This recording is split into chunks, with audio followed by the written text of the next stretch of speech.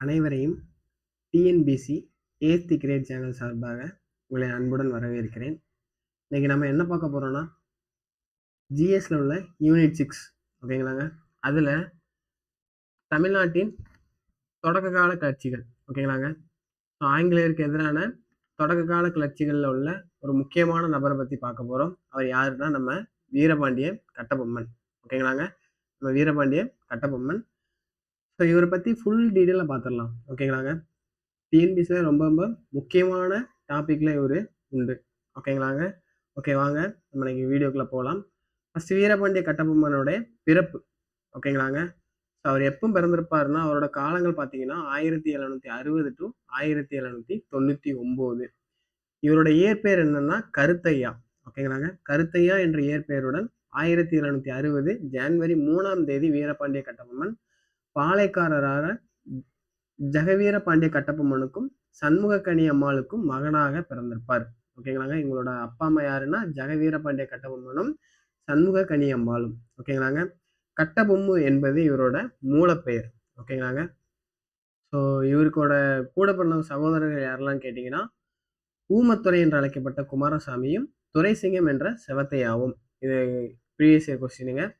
ஊமத்துறையோட இயற்பெயர் என்னன்னு கேட்டாங்க. ஸோ குமாரசாமி ஓகேங்களாங்க. அதே மாதிரி செவத்தையாவோட இயற்பெயர் வந்து துரைசிங்கம் ஓகேங்களாங்க. நெக்ஸ்ட் இவர் வந்து பாஞ்சாலங்குறிச்சி பாளையக்காரராக எப்போ பதவி ஏற்றிருப்பாரு அப்படின்னு சொல்லிட்டு பார்த்தோம்னா, 1790 பிப்ரவரி 2ஆம் தேதி வீரபாண்டிய கட்டபொம்மன் தனது 30வது வயதில் ஓகேங்களாங்க 30வது வயதில் பாஞ்சாலங்குறிச்சி பாளையத்துக்கு ஆட்சி பொறுப்பேற்றிருப்பாரு. இவர் 47வது பாளையக்காரர் என்றும் கட்டபொம்ம குலத்தில் 5வது ஆட்சியாளர் என்றும் கூறப்படுகிறது ஓகேங்களாங்க. இவர் மொத்தம் 72 பாளையங்கள் இருக்குல்ல, அந்த 72 பாளையங்கள்ல இவர் 47வது பாளையக்காரர் ஓகேங்களாங்க. அதுல கட்டபொம்ம குலத்துல 5வது ஆட்சியாளர் என்றும் கூறப்படுகிறது ஓகேங்களாங்க. ஸோ இவங்களுக்கும் கட்டபொம்மனுக்கும் பிரிட்டிஷ்காரங்களுக்கும் எதுல வரும்னா, இந்த கர்நாடக ஒப்பந்தத்துல தான் பிரச்சனை வரும் ஓகேங்களா. அது எப்படின்னா, அந்த கர்நாடக ஒப்பந்தம் 1792 நடக்கும். யாருக்குன்னா ஆர்காட் நவாப் முகமது அலிக்கும் ஆங்கிலேயர் கம்பெனிக்கும் செய்து கொண்ட அந்த ஒப்பந்தம் பாளையக்காரர் கிளர்ச்சிக்கான மூல காரணம் என்று கருதப்படுகிறது ஓகேங்களாங்க. இந்த ஒப்பந்தத்தின் மூலமா பிரிட்டிஷ்காரங்க நம்ம பாளையங்கள்ல வரி வசூலிக்கும் உரிமையை பெற்றிருப்பாங்க. அதில் தான் பிரச்சனை ஸ்டார்ட் ஆகும் ஓகேங்களாங்க. இந்த ஒப்பந்தத்தின்படி பாளையக்காரர்களின் விவரங்களில் நேரடியாக தலையிட்டு வரி வசூல் செய்யும் உரிமை கம்பெனி சம்மான்களுக்கு வழங்க வேண்டும் என பாளையக்காரர்கள் நிர்பந்திக்கப்பட்டனர் ஓகேங்களா. அந்த ஒப்பந்தத்தின் மூலம் கண்டிப்பா இவங்க வரி கொடுக்கணும் அப்படின்னு சொல்லிட்டு கட்டாயப்படுத்தப்பட்டிருப்பாங்க ஓகேங்களா. இதுக்கு மேலாக என்னன்னா, யாவற்றுக்கும் மேலாக ஆங்கில அதிகாரிகள் வீடுகளுக்கு தேவையான பொருட்களை வழங்க வேண்டும் என்று பாளையக்காரர்கள் வற்புறுத்தப்பட்டனர் ஓகேங்களாங்க. ஸோ வீட்டுக்கு தேவையான பொருட்களையும் இவங்க வழங்கணும் அப்படின்னு சொல்லிட்டு அவங்க கட்டாயப்படுத்தியிருப்பாங்க. ஸோ கர்நாடக ஒப்பந்தம் பல வழிகளிலும் தவறாக பயன்படுத்தப்பட்டது. ஒழுங்காக திரை செலுத்தி வந்த வீரபாண்டிய கட்டபொம்மன் இந்த அத்துமீறலுக்கு எதிராக போர்க்கொடி உயர்த்தினார் ஓகேங்களாங்க. பேசிக்காவே பார்த்தீங்கன்னா வீரபாண்டிய கட்டபொம்மன் ரொம்ப நல்லவர் ஓகேங்களாங்க. அவரு பிரிட்டிஷ்காரங்க டாக்ஸ் எவ்வளவுதான் கேட்டிருந்தாலும் அதெல்லாமே செலுத்தி வந்துகிட்டே இருந்தாங்க ஓகேங்களாங்க. ஸோ அவர் வந்ததை வந்து நிறைய அத்துமீறல்கள் பிரிட்டிஷ்காரங்க வந்து கட்டபொம்மன் மேல செலுத்துறதுனால தான் அவர் வந்து அதுக்கு எதிராக போர்க்கொடி தூக்கியிருப்பார் ஓகேங்களாங்க. ஸோ இதுவே கிளர்ச்சிக்கு ஊன்றுகோலாக இருந்தது அப்படின்னு சொல்லிட்டு சொல்றாங்க. ஸோ அதுக்கு முக்கிய காரணம் தான் இந்த ஜாக்சன் ஓகேங்களாங்க. ஸோ கம்பெனி நிர்வாகிகளான ஜேம்ஸ் லேண்டன் மற்றும் காலின் ஜாக்சன் என்போர் இவரை அமைதியை விரும்பும் மனம் கொண்டவராக கருதினார் ஓகேங்களாங்க. ஜேம்ஸ் லேண்டனும் காலின் ஜாக்சனும் இவர் எப்போதுமே அமைதியை விரும்புவார் அப்படின்னு சொல்லிட்டு தான் சொல்லியிருக்கிறாங்க ஓகேங்களாங்க. வீரபாண்டிய கட்டபொம்மன் மேலதிகாரிகளின் கட்டளைகளுக்கு கட்டுப்பட்டவர். சட்டங்களையும் சம்பிரதாயங்களையும் மதிக்க தெரிந்தவர். நவாபுக்கோ கம்பெனிக்கோ கட்ட வேண்டிய கப்பத்தை தவறாது காலத்தை கட்டி வந்தவர் ஓகேங்களாங்க. எந்த ஒரு காலத்தையும் தாமதிக்காம கரெக்டா டைம்ல அவர் கட்டிடுவார். அதனால் வீரபாண்டிய கட்டபொம்மன் மீது கம்பெனி மேலதிகாரியிடம் நல்ல மதிப்பும் மரியாதையும் இருந்திருக்கும் ஓகேங்களாங்க. கட்டபொம்மனுக்கு மேலதிகாரியிடம் நல்ல செல்வாக்கு இருந்திருக்கும் ஓகேங்களாங்க. வானம் பொய்த்ததால் விளைச்சல் வெகுவாக குறைந்தது. பாஞ்சாலங்குறிச்சி பஞ்சத்தின் பிடியில் சிக்கிக்கொண்டது ஓகேங்களாங்க. ஸோ வறட்சி ஏற்பட்டதுனால அந்த பாஞ்சாலங்குறிச்சி பாளையம் வந்து பஞ்சத்துல இருந்திருக்கும். ஸோ அதனால அவர் வழக்கம் போல அந்த செலுத்துற டாக்ஸை வந்து கொஞ்சம் கரெக்டா செலுத்த முடியாம போயிருக்கும் ஓகேங்களாங்க. உரிய நேரத்தில் கப்பம் செலுத்த முடியாமலேயே போயிருக்கு அப்படின்னு சொல்லிட்டு சொல்றாங்க ஓகேங்களா. இது போக கம்பெனியிடமிருந்து வசூலிக்க வேண்டிய நிலவரி நிலுவையானது 1798ஆம் ஆண்டு வாக்கில் 3300 பக்கோடாக்களாக இருந்தது ஓகேங்களாங்க. ஸோ எவ்வளோ பாக்கி இருக்குன்னா 3300 பக்கோடா. இதுவும் ப்ரீவியஸ் இயர் கொஸ்டின், ரொம்ப ரொம்ப முக்கியமான கொஸ்டின் ஓகேங்களாங்க. விஜயநகரத்தில் அதிகமான தங்க நாணயம் பக்கோடா எனப்பட்டது. ஓகேங்களா? விஜயநகரத்தில் அதிகமான தங்க நாணயம் பக்கோடா எனப்பட்டது. ஐரோப்பிய வணிகர்கள் இந்தியாவுக்கு வந்த காலகட்டத்தில் இப்பணம் செல்வாக்கு பெற்று விளங்கியது. ஓகேங்களாங்க? ஐரோப்பியர்கள் இந்தியாவுக்கு வரும்போது இந்த பக்கோடா அப்படிங்கிறது வந்து ரொம்ப செல்வாக்கு பெற்றிருக்கும். திப்பு சுல்தான் ஆட்சியில் மைசூரில் ஒரு பக்கோடா 3.5 ரூபாய்க்கு சமமாக கொல்லப்பட்டது. ஒரு பக்கோடா ஈக்குவல் டு ரூ. 3.50 சமமாக கொல்லப்பட்டிருக்கு அப்படின்னு சொல்லிட்டு சொல்றாங்க. இந்த பக்கோடா மரத்தை உழுக்குதல் என்று சொல்லவாட இங்கிலாந்து மக்களிடையே ரொம்ப அதிகமாகவே நிலவிருக்கும். ஒருவரை அதிர்ஷ்டசாலி ஆக்கும் வாய்ப்புகள் இந்தியாவில் குவிந்து கிடக்கின்றன என்ற ஐரோப்பியர்களின் அக்கால மனநிலை இதன் மூலம் நாம் உணரலாம் அப்படின்னு சொல்லிட்டு சொல்றாங்க. இதன் மூலம் தமிழ்ல இந்த பக்கோடாவை என்னன்னு சொல்லுவாங்கன்னா வராகன் அப்படின்னு சொல்லிட்டு சொல்லுவாங்க. ஓகேங்களாங்க? தமிழ்ல பக்கோடாவை வராகன் அப்படின்னு சொல்லிட்டு சொல்றாங்க. ஓகேங்களாங்க? ஸோ ஜாக்சனோட இவங்களுக்கு ஏன் பிரச்சனை வந்திருக்கு அப்படின்னு சொல்லிட்டு பார்க்கலாம். ஸோ ராமநாதபுரம் மாவட்ட கலெக்டர் கேலின் ஜாக்சன். ஓகேங்களாங்க? ஜாக்சன் எந்த மாவட்டத்தோட கலெக்டர் பார்த்தீங்கன்னா ராமநாதபுரம் மாவட்டம். ஓகேங்களா? அவர் உண்மை நிலை அறியாமல் வீரபாண்டியனை சரியாக புரிந்து கொள்ளாமல் கம்பெனியையும் கலந்து ஆலோசிக்காமல் அவசரப்பட்டு கட்டபொம்மனை தண்டிக்கும் பொருட்டு ஒரு படையை அனுப்ப ஏற்பாடு செய்தார். இதை அறிந்த கம்பெனி நிர்வாகம் ஜாக்சனின் நடவடிக்கைக்கு சம்மதிக்கவில்லை. ஓகேங்களாங்க? ஸோ மாறாக வீரபாண்டிய கட்டபொம்மனை ராமநாதபுரத்துக்கு அழைத்து பிரச்சனையை பேசி தீர்த்து கொள்ளுமாறு கலெக்டர் ஜாக்சனுக்கு அவங்க வந்து அட்வைஸ் பண்ணியிருப்பாங்க. ஓகேங்களாங்க? நீ கட்டபொம்மன் கூட சண்டைக்கு போகாத, அவரை கூப்பிட்டு வச்சு பேசு அப்படின்னு சொல்லிட்டு ஜாக்சனுக்கு கம்பெனி நிர்வாகம் அட்வைஸ் பண்ணியிருப்பாங்க. அதனால அந்த ஜாக்சன் என்ன பண்ணியிருப்பாருன்னா கம்பெனியின் கட்டளைப்படி ஜாக்சன் 1798 ஆகஸ்ட் 18ஆம் தேதி ஓகேங்களா? ஆகஸ்ட் 18ஆம் தேதி கடிதத்தில் 2 வாரங்களில் ராமநாதபுரத்தில் தன்னை சந்திக்குமாறு வீரபாண்டியனுக்கு தெரிவிச்சிருப்பாரு. ஓகேங்களா? ஒரு லெட்டர் ஒன்று எழுதி வீரபாண்டியனை 2 வாரங்களுக்கு நீ வந்து ராமநாதபுரத்தில் சந்தி அப்படின்னு சொல்லிட்டு சொல்லியிருப்பாரு. ஸோ கடிதத்தை அனுப்பிவிட்டு இந்த ஜாக்சன் வந்து என்ன பண்ணியிருப்பாருன்னா திருநெல்வேலிக்கு சுற்றுப்பயணம் மேற்கொண்டிருப்பார். ஓகேங்களாங்க? இதை அறிந்த வீரபாண்டிய கட்டபொம்மன் வந்து என்ன பண்ணியிருப்பாருன்னா கலெக்டரை ஜாக்சன் வந்து நேரில் சந்திக்கணும் அப்படின்னு சொல்லிட்டு குற்றாலத்தில் காத்திருந்திருப்பாரு. எப்போனா ஆகஸ்ட் 27. ஆகஸ்ட் 18ல் அவர் லெட்டர் அனுப்பிச்சிட்டு போயிருப்பாரு. ஆகஸ்ட் 27 ஒரு குற்றாலத்தில் காத்து கொண்டிருப்பாரு. ஆனா ஜாக்சன் வந்து என்ன பண்ணியிருப்பாருன்னா குற்றாலத்துல சந்திக்கிறதுக்கு மறுத்திருப்பார். நான் வந்து ஏன் அவரை சந்திக்கணும் அப்படின்னு சொல்லியிருப்பாரு. அவரை ராமநாதபுரத்தில் சந்திக்க வேண்டும் என்று வீரபாண்டியனிடம் கூறப்பட்டது. எனினும் எப்படியும் கலெக்டரை சந்தித்து பிரச்சனை தீர்வு காண விரும்பிய கட்டபொம்மன் வந்து ஜாக்சன் தொடர்ந்து சொக்கம்பட்டி, சிவகிரி, சாத்தூர், ஸ்ரீவில்லிபுத்தூர், பேராவூர், கமுதி ஆகிய இடங்களுக்கு பின்தொடர்ந்தே போயிட்டே இருப்பாரு. ஜாக்சன் எங்கெல்லாம் போறாரோ அவர் தொடர்ந்து இவரும் பின்னாடியே போயிட்டு இருந்திருப்பாரு. எனினும் ஜாக்சனை வந்து இந்த கட்டபொம்மனை வந்து சந்திக்க மறுத்துக்கிட்டே இருப்பாரு. ஸோ கடைசி எப்படின்னா ஆகஸ்ட் 31ஆம் தேதி தன்னை ராமநாதபுரத்தில் சந்திக்க அனுமதி வழங்கியிருப்பார். கடைசியா ஆகஸ்ட் 31ல் வந்து என்னை பாரு அப்படின்னு சொல்லிட்டு அனுமதி வழங்கியிருப்பாங்க. இந்த அனுமதியை மீறி கட்டபொம்மன் 23 நாட்கள்ல இந்த அவமதிப்பை மீறி கட்டபொம்மன் 23 நாட்களில் 400 மைல் தூரம் அவர் பின்னாடியே தொடர்ந்து பயணிச்சுக்கிட்டே இருப்பாரு. ஓகேங்களாங்க? அது போக 1798 செப்டம்பர் 19ஆம் தேதி வீரபாண்டிய கட்டபொம்மன் கலெக்டர் ஜாக்சனை ராமநாதபுரம் சேதுபதி நரம்பில் ராமலிங்க விலாசத்தில் சந்திச்சிருப்பாரு. ஓகேங்களா? எந்த விலாசம்னா ராமலிங்க விலாசம். ஸோ அது முக்கியம், நல்லா பார்த்துக்கோங்க. எப்போ சந்திச்சிருப்பாரு? 1798 செப்டம்பர் 19 எங்க ராமநாதபுரம் அரண்மனையில் ராமலிங்க விலாசத்துல சந்திச்சிருப்பாங்க 2 பேருமே. ஸோ அப்படி சந்திச்சுட்டு இருக்கும்போது கட்டபொம்மனுடன் அவரது அமைச்சர் சிவசுப்பிரமணியம் பிள்ளையும் 2 பேரும் சேர்ந்து தான் சந்திச்சிருப்பாங்க. கப்ப கணக்குகளை சரிபார்த்த போது கட்டபொம்மன் ஒழுங்காக கப்பம் கட்டி வருவதற்காக உறுதியாயிருக்கும். ஓகேங்களாங்க? ஆனால் பஞ்சத்தால் தன் உரிய காலத்தை கப்பம் கட்ட முடியவில்லை என்று கட்டபொம்மன் கூறிய காரணத்தை கலெக்டர் ஜாக்சன் வந்து அக்செப்ட் பண்ணியிருக்க மாட்டாரு. ஸோ அதை ஏற்றிருக்க மாட்டாரு. அது மட்டும் இல்ல வீரபாண்டிய கட்டபொம்மனையும் அவரது அமைச்சர் சிவசுப்பிரமணிய பிள்ளையும் நிற்க வச்சே பேசியிருப்பாரு. ஓகேங்களா? உட்காருன்னு கூட சொல்லியிருக்க மாட்டாங்க. ஸோ அது வந்து கட்டபொம்மனுக்கு ஒரு அவமானமாகவே இருந்திருக்கும். ஓகேங்களாங்க? ஸோ மேலும் வீரபாண்டியன் அரண்மனையை விட்டு செல்லக்கூடாது என்று கலெக்டரின் எச்சரிக்கையை ஏற்க மறுத்திருப்பாரு கட்டபொம்மன். ஓகேங்களாங்க? ஸோ இதனால கலெக்டரின் சிப்பாய்கள் வீரபாண்டிய கட்டபொம்மனை கைது செய்ய முற்பட்ட போது அவர்களை புறந்தள்ளி விட்டு வீரபாண்டியனும் அவரது அமைச்சரும் வெளியேறினர். ஓகேங்களா? அப்போ ஒரு சின்ன ஃபைட்டு மாதிரி கலகலப்பு ஏற்பட்டிருக்கும். இந்த கலகலப்புல என்ன இருந்திருக்கும்னா கிளார்க் அப்படிங்கிற ஒருத்தர் வந்து கொல்லப்பட்டிருப்பார். ஸோ இது வந்து எப்படின்னா அரண்மனைக்கு வெளியே மறைந்த இடத்திலிருந்து இதை கண்ட ஊமத்துரை அவர் வீரர்களும் கட்டபொம்மனுக்கு உதவிக்கு வந்தார். ஓகேங்களாங்க?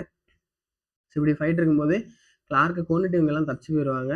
ஆனால் அதில் வந்து அமைச்சர் வந்து சிவசுப்பிரமணியம் வந்து மாட்டிருப்பாரு. ஓகேங்களா? அவர் மட்டும் கைது செஞ்சிருப்பாங்க. வீரபாண்டிய கட்டபொம்மனும் ஊமத்துறையும் தப்பிச்சிருவாங்க. ஓகேங்களாங்க? ஸோ இதுக்கப்புறம் என்ன நடக்கும்னா மதராஸ் ஆட்சிக்குழுவின் முன் ஆஜராக. ஓகேங்களா? இந்த நடந்த சம்பவத்தெல்லாம் இந்த வீரபாண்டிய கட்டபொம்மன் என்ன பண்ணுவாருன்னா ஒரு லெட்டர் எழுதி கம்பெனிக்கு அனுப்பிடுவார். ஓகேங்களா? ஒரு விரிவான கடிதம் எழுதி கம்பெனிக்கு அனுப்பி வச்சிருவார். அக்கடிதத்தில் கைது செய்யப்பட்ட அவரது அமைச்சர் சிவசுப்பிரமணியம் விடுவிக்குமாறு கேட்டுக்கொண்டிருப்பாரு. ஸோ அந்த கடிதத்தின் படி வந்து சிவசுப்பிரமணியம் வந்து அவங்களை விடுவிச்சிருவாங்க. ஓகேங்களா. கட்டபொம்மனின் கடிதத்தை பரிசீலித்த ஆளுநர் எட்வர்ட் கிளைவ், ஓகேங்களாங்க, ஆளுநர் எட்வர்ட் கிளைவ் என்னென்ன உத்தரவுகள்லாம் பிறப்பிச்சிருப்பான்னு பார்த்தீங்கன்னா, கட்டபொம்மன் சரணடைய வேண்டும் அப்படின்னு சொல்லிட்டோம். ராமநாதபுரம் நிகழ்ச்சி பற்றி நீதி விசாரணை செய்யப்படும். ஓகேங்களாங்க. அதை பற்றி நம்ம விசாரணை பண்ணிக்கலாம் அப்படின்னு சொல்லிட்டு சொல்லியிருப்பாங்க. அது போக என்ன பண்ணியிருப்பாங்கன்னா, கேலின் ஜாக்சனை பணியிட நீக்கம் பண்ணியிருப்பாங்க. ஓகேங்களாங்க. அவரை சஸ்பெண்ட் பண்ணி வேலையை விட்டு தூக்கிடுவாங்க. அது போக அமைச்சர் சிவசுப்பிரமணிய பிள்ளை பணியிட நீக்கம் செய்ய அமைச்சர் சிவசுப்பிரமணியம் விடுதலை பண்ணியிருப்பாங்க. ஓகேங்களா. பணியிட நீக்கம் இல்ல, அவர் வந்து விடுதலை பண்ணியிருப்பாங்க. ஓகேங்களாங்க. அமைச்சர் சிவசுப்பிரமணியம் பிள்ளையை விடுதலை பண்ணியிருப்பாங்க. ஸோ அந்த ராமநாதபுரம் நிகழ்ச்சி பற்றி விசாரிக்க யாரோட தலைமையிலலாம் குழு ஆணையம் வச்சிருப்பாங்கன்னா, வில்லியம் ஓரம், வில்லியம் பிரவுன், ஓகேங்களாங்க, அதுக்கப்புறம் ஜான் காஷோமேர், ஓகேங்களா. இவங்க 3 பேரும் ரொம்ப ரொம்ப முக்கியது. ரிப்பீட்டடா ப்ரீவியஸ் கொஸ்டின்ல கேட்டுக்கிட்டே இருக்கிறாங்க. ஸோ யாரோட தலைமையில் ஆணையம் வச்சிருப்பாங்கன்னு விசாரிக்கிறதுக்காக வில்லியம் பிரவுன், வில்லியம் ஓரன், ஜான் காஷோமேர், ஓகேங்களாங்க. இவங்க 3 பேர் கொண்ட விசாரணைக்குள்ள அமைச்சிருப்பாங்க. விசாரணைக்குள்ள முன்பாக கட்டபொம்மன் எப்போ ஆஜராயிருப்பார்னா 1798 டிசம்பர் 15 அன்று கட்டபொம்மன் ஆஜராகி ராமநாதபுரத்தில் நிகழ்ந்தவற்றை விளக்கி சொல்லியிருப்பாரு. ஓகேங்களாங்க. இது அப்புறம் இந்த கமிஷன் சமர்ப்பித்த அறிக்கையில் பின்வரும் முடிவுகள் தெளிவா இருந்தன. பாளையக்காரர் வீரபாண்டிய கட்டபொம்மன் வந்து கீழ்ப்படிய மறுத்தார். ஆனால் கலகம் செய்ய அவர் கலகம் செஞ்சதற்கான எந்த ஒரு ஆதாரமும் அவங்க இருந்திருக்காரு. ஓகேங்களாங்க. அதுபோக கலெக்டர் காலின் ஜாக்சன் நடத்தை கண்டிக்கத்தக்கது. கலெக்டரின் கட்டளையை கட்டபொம்மன் நிறைவேற்றியதில் காலதாமதம் எதுவும் இல்லை அப்படின்னு சொல்லியிருப்பாங்க. சந்திக்க அனுமதி தராமல் 23 நாட்கள் அலையவிட்டதால் வீரபாண்டியன் அவமதிக்கப்பட்டார் அப்படின்னு சொல்லியிருப்பாங்க. இந்த ராமநாதபுரம் அரண்மனையில் கடுமையாக நடத்தப்பட்டதால் தான் கட்டபொம்மன் பாதுகாப்பு கருதி வெளியேற நேர்ந்தது அப்படின்னு சொல்லியிருப்பாங்க. இது போக கலவரத்துல குத்தப்பட்டு உயிரிழந்த கிளார்க்கின் குடும்பத்துக்கு உரிய இழப்பீடை வீரபாண்டிய கட்டபொம்மன் தான் ஏற்றுக்கொள்ளணும் அப்படின்னு சொல்லியிருப்பாங்க. ஓகேங்களாங்க. கிளார்க் அந்த பிரச்சனைனால கொண்டிருப்பாங்கல்ல. ஸோ அந்த பிரச்சனையை வந்து அதுக்கான இழப்பீட்டு தொகையாக அந்த கிளர்க்கோட குடும்பத்துக்கு எவ்வளவு காசு கொடுக்கணுமோ அதை வந்து இந்த கட்டபொம்மன் தான் கொடுக்கணும் அப்படின்னு அந்த ஆணையம் தீர்ப்பு வழங்கியிருக்கும். அதன்படி கட்டபொம்மன் நிலுவைத் தொகையில் 1080 பக்கோடாக்கள் நீங்களாக பிற நிலுவைத் தொகையை செலுத்த வேண்டும் அப்படின்னு சொல்லிடுவாங்க. ஓகேங்களாங்க. ஸோ கொடுக்க வேண்டிய தொகையில 3310 பக்கோடா இருக்குல்ல, அதுல வந்து 1080 பக்கோடா தவிர மிச்சம் எல்லாத்தையும் செலுத்தணும் அப்படின்னு சொல்லிடுவாங்க. ஓகேங்களாங்க. ஸோ இதை ஷார்ட்டா சொல்லணும்னா விசாரணைக்குழு கட்டபொம்மனை நிரபராதி தான் தீர்ப்பளிச்சிருக்கும். ஓகேங்களா. கட்டபொம்மன் வந்து எந்த ஒரு குற்றமும் செய்யல, நிரபராதி அப்படின்னு தீர்ப்பளிச்சிருக்கும். அது போக கேலின் ஜாக்சன் பதிலாக எஸ்ஆர் லூசிங்டனை மாவட்ட ஆட்சியரா நியமிச்சிருப்பாங்க. ஓகேங்களாங்க. ராமநாதபுரம் மாவட்ட ஆட்சியரா கேலின் ஜாக்சன் பதிலாக எஸ்ஆர் லூசிங்டனை நியமிச்சிருப்பாங்க. இதுவும் ரொம்ப ரொம்ப முக்கியமானது. ப்ரீவியஸ் கொஸ்டின் அடிக்கடி கேட்கறாங்க. ஓகேங்களாங்க. இதுக்கப்புறம் என்ன பண்ணியிருப்பாருன்னா, கட்டபொம்மன் வந்து ஏற்கனவே இந்த மாதிரி பிரச்சனை நடந்திருக்குல்ல, ஆங்கிலேயர்கிட்ட அவமானப்பட்டதுனால ஆங்கிலேயருக்கு எதிராக புரட்சி பண்ணணும் அப்படிங்கிறதுக்காக இவர் யாருக்கிட்ட போய் கூட்டணி செய்வார்னா, மருது பாண்டியர்களுடையும் திண்டுக்கல் கோபால் நாயகருடையும் கூட்டணி செய்வார். ஸோ அதை பத்தி வாங்க இப்போ நம்ம பார்க்கலாம். ஆங்கிலேயரின் ஆதிக்கத்திலிருந்து விடுபட வேண்டும் என்று தீர்மானித்த அவர் சிவகங்கை மருது பாண்டியர், ஓகேங்களாங்க, சிவகங்கை மருது பாண்டியன், சின்ன மருது பெரிய மருது அவங்களுக்கு கூடவே கூட்டு சேர்ந்துருவாரு. ஓகேங்களா. ஆங்கிலேயருக்கு எதிராக உருவாக்கி கூட்டமைப்பில் ஆர்வத்துடன் பங்கேற்றிருப்பாரு. 1799 ஜூன் முதல் கட்டபொம்மன் தனது வீரர்களுடன் மருது பாண்டியனை சந்திக்க சிவகங்கை புறப்பட்டிருப்பார். ஓகேங்களாங்க. ஜூன் 1ஆம் தேதி. ஸோ இருவரும் சந்தித்து பேசிய பின் ஜூன் 5 மருது பாண்டியன் அனுப்பிய வீரர்களுடன் வீரபாண்டியன் பாஞ்சாலங்குறிச்சி திரும்பியிருப்பார். ஓகேங்களாங்க. ஸோ இதுக்கப்புறம் என்ன நடந்திருக்குன்னா, கட்டபொம்மன் நடவடிக்கைகளை கூர்ந்து கவனித்து வந்த ராமநாதபுர ஆட்சியர் கம்பெனிக்கு அவரது அறிக்கையை அனுப்பியிருப்பாரு. ஓகேங்களாங்க. அந்த எஸ்ஆர் லூசிங்டன் வந்து கட்டபொம்மன் என்னெல்லாம் பண்றாரு அப்படின்னு வேவு பார்த்திருப்பாரு. ஸோ கட்டபொம்மன் வந்து மருது பாண்டியரை சந்திச்சதை அவர் வந்து நைஸா மேல போட்டு கொடுத்துருவாரு. ஓகேங்களாங்க. அந்த கட்டபொம்மனின் கம்பெனி விரோத நடவடிக்கைகள் ஆங்கிலேயரை விழிப்படைய செய்து. ஓகேங்களாங்க. அவர் வந்து ஏற்கனவே மருது பாண்டியர்கள் வந்து பிரிட்டிஷ்க்கு எதிராக செயல்பட்டு இருப்பாங்களே. ஸோ அது வந்து இவங்களுக்கு கூட கொஞ்சம் கடுப்பேற்றி இருக்கும். ஓகேங்களாங்க. அது மாதிரிலாம் இவங்க என்ன பண்ணியிருப்பாங்கன்னா, பிரிட்டிஷ் படைகள் மைசூர் போரில் ஈடுபட்டிருந்ததை தனக்கு சாதகமாக பயன்படுத்தி கொண்டு தனது படைபலத்தையும் செல்வாக்கையும் பெருக்கிக் கொள்ளும் முயற்சியில் தீவிரமாக செயல்பட்டார் கட்டபொம்மன். ஓகேங்களாங்க. இது போக பாஞ்சாலங்குறிச்சி கோட்டை சமவெளியில் இருந்தமையால் அது எதிரியின் தாக்குதலை தாங்காது என்பதை அறிந்த கட்டபொம்மன் பலமிக்க சிவகிரி கோட்டையை கைப்பற்ற தீர்மானிச்சிருப்பாரு. ஓகேங்களா. சிவகிரில இருந்து நம்ம சேஃபா இருக்கலாம் அப்படின்னு நினைச்சிருப்பாரு. ஸோ சிவகிரி பாளையக்காரர் ஆங்கிலேயரின் ஆதரவாளர். ஓகேங்களா. சிவகிரி எப்பவுமே பாளையக்காரர்கள் ஆங்கிலேயருக்கு தான் சப்போர்ட் பண்ணுவாங்க. இந்த பாளையக்காரர்களுக்கு யாரும் சப்போர்ட் பண்ணியிருக்க மாட்டாங்க. ஸோ நான் அவரது மகனும் மருமகனும் கம்பெனிக்கு எதிரானவங்க. ஓகேங்களா. சிவகிரியோட மகனும் அவரோட மருமகன் வந்து கம்பெனிக்கு எதிராகவே தான் செயல்பட்டு இருந்திருப்பாங்க. எனவே வீரபாண்டியன் அவர்களது துணையுடன் தளவாய் குமாரசாமி நாயக்கர் தாமே ஒரு படையை சிவகிரிக்கு அனுப்பி வைத்தார் கட்டபொம்மன். கட்டபொம்மனின் சிவகிரி படையெடுப்பு ஆங்கிலேயருக்கு விடப்பட்ட சவாலாகவே அவங்க கருதியிருப்பாங்க. ஓகேங்களா. ஸோ ஏற்கனவே பிரிட்டிஷ்க்கு ஆதரவாக தான் சிவகிரி பாளையம் செயல்பட்டிருக்கும். ஸோ அவங்க கிட்ட போய் கட்டபொம்மன் போரிடும் போது ஆங்கிலேயர் வந்து என்ன நினைச்சிருப்பாங்க, நமக்கு விடப்பட்ட சவாலாக அப்படின்னு சொல்லிட்டு தான் அந்த கட்டபொம்மனுக்கு எதிராக போர் புரிய வந்திருப்பாங்க. ஸோ பாஞ்சாலங்குறிச்சி போர் 1799 நடக்கும்.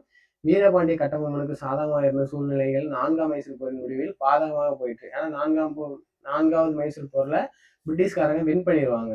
ஸோ இப்போரில் வெற்றி பெற்று வாகேஸ்வரி கவர்னர் ஜெனரல் வில்லியம் வெல்லஸ்லி பிரபு கட்டபொம்மனின் எதிர்ப்பை முறியடிக்க தக்க தருணத்தை எதிர்பார்த்திருப்பார். ஓகேவா? ஸோ அந்த வெல்லஸ்லி பிரபு என்ன பண்ணியிருப்பாருன்னா, கட்டபொம்மனை எப்படி தோக்கடிக்கலாம் அப்படின்னு சொல்லிட்டு அதுக்கான கரெக்டாக டைம் பார்த்து வெயிட் பண்ணிட்டு இருந்திருப்பாரு.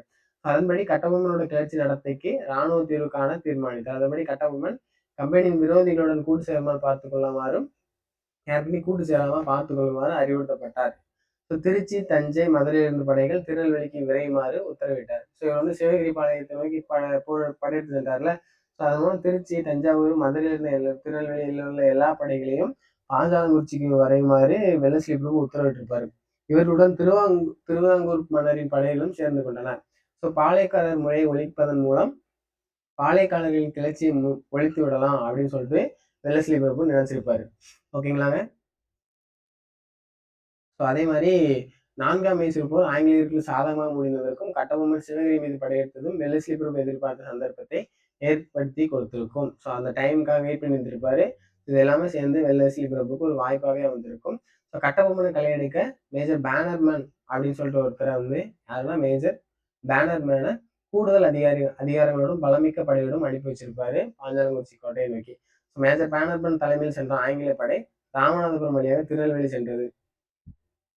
ஸோ அங்கிருந்து கொண்டு தன்னை 1790 செப்டம்பர் 4ஆம் தேதி பாளையங்கோட்டையில் வந்து சந்திக்குமாறு கட்டபொம்மனுக்கு இறுதி எச்சரிக்கை விடுத்திருப்பாங்க. ஸோ அந்த பேனர்மேன் என்ன பண்ணியிருப்பாருன்னா 1799 செப்டம்பர் 4ல் திருநெல்வேலி வந்து சந்திச்சிரு அப்படின்னு சொல்லிட்டு சொல்லியிருப்பாங்க. ஆனால் கட்டபொம்மன் என்ன பண்ணியிருப்பாருன்னா, குறிப்பிட்ட தேதியில் வந்து அவர் வந்து பார்க்கறது வந்து சாத்தியம் இல்லாதது அப்படின்னு சொல்லிட்டு கட்டபொம்மன் வந்து பதில் மனு கடிதத்தை அனுப்பிச்சிருப்பாரு. ஸோ இதனால அந்த படை வந்து கட்டபொம்மன் தன் வீரர்களுடன் இருந்த பாஞ்சாலங்குறிச்சி கோட்டையை சூழ்ந்து கொண்டது. இதனால அந்த பேனர்மேன் என்ன பண்ணியிருப்பாரு, பாஞ்சாலங்குறிச்சியை தாக்குதல் பண்ணணும் அப்படின்னு சொல்லியிருப்பாரு.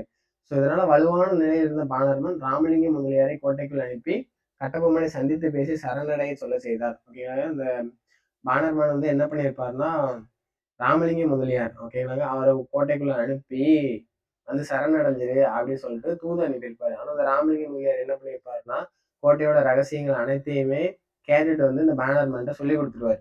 ஓகேங்களா. இந்த கோட்டையின் பலவீனத்தை பற்றி ராமலிங்க முதலியார் கொடுத்த தகவலின் பேரில் பாஞ்சாலங்குறிச்சி கோட்டையின் தெற்கு நுழைவாயில் பீரங்கிகள் கொண்டு தகர்க்கப்பட்டது. ஓகேங்களாங்க. அவர் கொடுத்த தகவல் படி தெற்கு நுழைவாயில பீரங்கிகள் கொண்டு தகர்த்திருப்பாங்க. ஸோ அப்படி தகர்த்தாலும் உள்ளே நுழைந்த ஆங்கில படையை எதிர்கொண்ட ஊமத்துறையின் வீரர்கள் பேரழிவை ஏற்படுத்தியிருப்பாங்க. ஓகேங்களாங்க. நீ உள்ளேடா வர அப்படின்னு சொல்லிட்டு உள்ள வந்தவங்களே அவங்க அடிச்சிருப்பாங்க. இதனோட அந்த அந்த ஃபைட்ல தளபதி காலின்ஸ் கொல்லப்பட்டிருப்பாரு. ஓகேங்களா. காலின்ஸ் ஒரு பிரிட்டிஷ் அதிகாரி கொல்லப்பட்டிருப்பாரு. பானர்மன் எதிர்பார்த்தபடி கட்டபொம்மனை எளிதில் தோற்கடிக்க முடியல. ரொம்ப கஷ்டமாவே இருந்திருக்கும். எனவே கூடுதல் படையை பாளையங்கோட்டையிலிருந்து வரவழைத்து பல்முனை தாக்குதல் நடத்தப்பட்டிருப்பாங்க. கிளர்ச்சியாளர்கள் என்ன பண்ணியிருப்பாங்க, கோட்டையை விட்டு தப்பிச்சு காடல்குடி நோக்கி ஓடிருப்பாங்க. ஓகேங்களா. காடல்குடியை நோக்கி தப்பிச்சு போயிருப்பாங்க. அந்த காடல்குடியில் அவர்களுக்கு பெரும் சேதம் ஏற்பட்டது. அங்க வச்சும் ஃபைட் நடந்திருக்கும். ஸோ சிவசுப்பிரமணியம் பிள்ளை வந்து அங்க வச்சு கைது செய்யப்பட்டிருப்பாரு. ஓகேங்களாங்க. ஸோ கட்டபொம்மன் தப்பிச்சு அங்கிருந்து போயிடுவாரு. ஸோ காடல்குடியிலிருந்து தப்பிச்சு சென்ற வீரபாண்டிய கட்டபொம்மனை புதுக்கோட்டை மன்னர் யாருன்னா விஜய ரகுநாத தொண்டைமான் அப்படிங்கிறது வந்து களப்பூர் காட்டுல இந்த இவரை பிடிச்சு கொடுத்துருவாரு. ஸோ அந்த கட்டபொம்மன் வந்து என்ன பண்ணிருப்பாருன்னா காடக்குடியில இருந்து தப்பிச்சு ஓடி களப்பூர் காட்டுல மறைஞ்சிருப்பாரு. அதை அந்த புதுக்கோட்டை மன்னர் விஜய ரகுநாத தொண்டைமான் வந்து பிடிச்சு பிரிட்டிஷ்காரர்கிட்ட ஒப்படைச்சிருவாங்க. ஸோ அந்த கட்டபொம்மன் படை வீரர்கள் சிவகங்கை வழியாக திண்டுக்கல் தப்பி சென்று மருது பாண்டியரும் கோபால் நாயக்கரும் தங்கியிருந்த ஆங்கில ஆதிக்க எதிர்ப்பு முகாமில் சேர்ந்திருப்பாங்க. ஸோ கட்டபொம்மனை இவங்க பிடிச்சிருவாங்க. மிச்சம் இருக்கிற வீரர்கள் எல்லாருமே எங்க பண்ணியிருப்பாங்கன்னா திண்டுக்கலுக்கும் சிவகங்கைக்கும் தப்பிச்சு போயிருப்பாங்க. ஸோ ஓகேங்களா. இதுக்கப்புறம் கட்டபொம்மன் பிடிச்சி என்ன பண்ணுவாங்கன்னா, அவங்க வந்து ஒரு விசாரணை நடத்துவாங்க. ஸோ அந்த கைது செய்யப்பட்டோர் அனைவரும் ஆங்கிலேயர் ஆதரவு பாளையக்காரர்களை கொண்ட மன்றத்தின் முன் நிறுத்தப்பட்டனர். ஓகேங்களா. இம்மன்றத்தில் எட்டயபுரம் சிவகிரி பாளையக்காரர்கள் இடம்பெற்றிருந்தனர். ஓகேங்களா. அந்த விசாரணைக்குள்ள எட்டயபுரமும் சிவகிரி பாளையக்காரர்களும் இடம்பெற்றிருந்திருப்பாங்க. இந்த விசாரணைக்கு பின் கிளர்ச்சி தலைவர்கள் அனைவரும் மரண தண்டனை விதிக்கப்பட்டது. அந்த விசாரணைக்கு அப்புறம் கிளர்ச்சி தலைவர்கள் அனைவருக்கும் மரண தண்டனை விதிச்சிருப்பாங்க. அதன்படி 1799 செப்டம்பர் 13ஆம் தேதி சிவசுப்பிரமணிய பிள்ளை எங்க தூக்கில போட்டிருப்பாங்கன்னா நாகலாபுரத்தில் தூக்கில போட்டிருப்பாங்க. இது ரொம்ப ரொம்ப முக்கியங்க. சிவசுப்பிரமணியன் எங்க தூக்கில போட்டிருப்பாங்க? நாகலாபுரத்துல தூக்கில போட்டிருப்பாங்க. இதுக்கப்புறம் 3 நாட்களில் அக்டோபர் மாதம் 16ஆம் தேதி 1799 அக்டோபர் மாதம் 16ஆம் தேதி கட்டபொம்மன் தனியாக பாளையக்காரர் மன்றத்தினால் விசாரிக்கப்பட்டார். கட்டபொம்மன் தன் மீது சுமத்தப்பட்ட அனைத்து குற்றங்களையும் ஏற்றுக்கொண்டிருப்பார். ஒப்புக்கொண்டதுனால 1799 அக்டோபர் 16ஆம் தேதி வீரபாண்டிய கட்டபொம்மன் வந்து கயத்தாறில் புளிய மரத்தின் மீது தூக்கிலிடப்பட்டிருப்பார். ஓகேங்களாங்க. ஒரு புளிய மரத்துல கட்டபொம்மனை தூக்கில போட்டிருப்பாங்க. எப்போ? 1799 அக்டோபர் 16. ரொம்ப ரொம்ப முக்கியமான பாயிண்ட். ஸோ இவரை தூக்கில போட்டதுக்கப்புறம் இதெல்லாம் பார்த்து அந்த பேனர்மேன் கட்டபொம்மனை பற்றி என்ன சொல்லியிருப்பாருன்னா, இறுதி மூச்சு உள்ளவரை கட்டபொம்மன் தளரா மன உறுதியுடனும் இருமாப்பு செருக்குடனும் காணப்பட்டார் அப்படின்னு சொல்லிட்டு அந்த ஆங்கிலேய படைத்தளபதி மேஜர் பேனர்மேன் வந்து கட்டபொம்மன் பற்றி சொல்லியிருப்பாரு. ஓகேங்களாங்க. Okay, thank you.